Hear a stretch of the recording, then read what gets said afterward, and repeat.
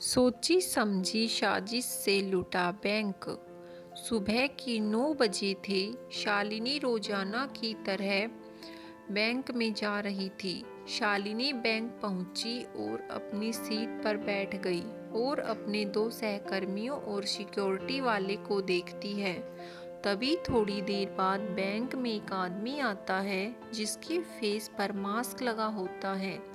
वह शख्स अपने बैग से एक रिवॉल्वर निकालता है और सबको अपनी अपनी जगह पर खड़े रहने के लिए बोलता है और कैशियर को एक बैग देकर उसे पैसों से भरने के लिए कहता है।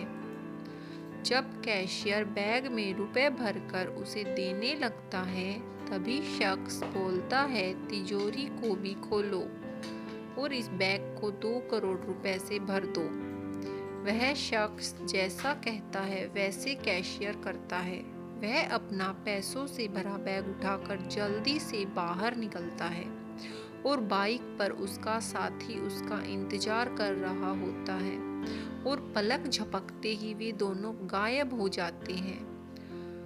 चोर के जाते ही बैंक के कर्मचारी पुलिस को फोन करते हैं। कुछ ही समय में पुलिस बैंक में पहुंच जाती है। पुलिस कर्मचारियों से घटना के बारे में विस्तार से पूछती है। कैशियर बताता है कि कल ही मेन ब्रांच से 2 करोड़ रुपए हमारी ब्रांच में आए थे। शायद चोर को इस बात का अनुमान था, क्योंकि जब मैंने चोर को बैग में रुपए भरकर दिए तो उसने मुझसे कहा, 2 करोड़ रुपए और बैग में भर दो। पुलिस पूछती है, सिक्योरिटी गार्ड की बंदूक कहाँ है? उसने उसे रोका क्यों नहीं? कैशियर पुलिस को बताता है कि बंदूक तो 2 दिन से सर्विस पर दे रखी है। पुलिस को यह सब सुनकर लगता है कि यह चोरी प्लान बनाकर की गई है और बैंक का ही कोई कर्मचारी इसमें शामिल है। तभी तो चोर को पता था कि बैंक में कल ही कैश आया है और गार्ड की बंदूक भी सर्विस पर गई हुई है।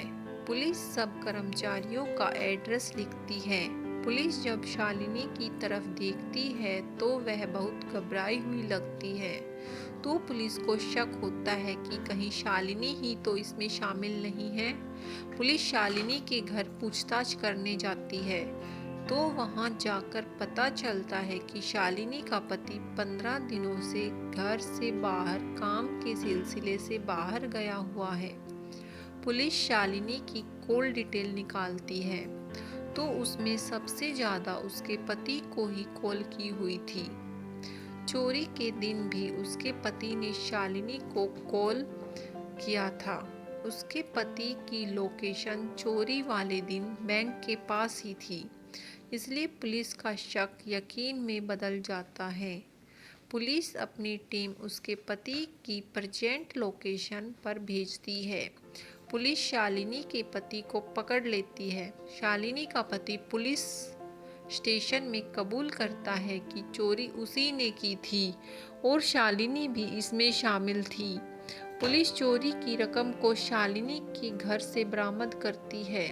जब पुलिस शालिनी के पति से पूछताछ करती है तो वह बताता है कि यह चोरी हमने पूरे प्लान के साथ सोच समझकर की थी, क्योंकि हम दोनों मिलकर भी इतने रुपए नहीं कमा पाते थे जिससे हम अपनी ज़रूरतें पूरी कर सकें।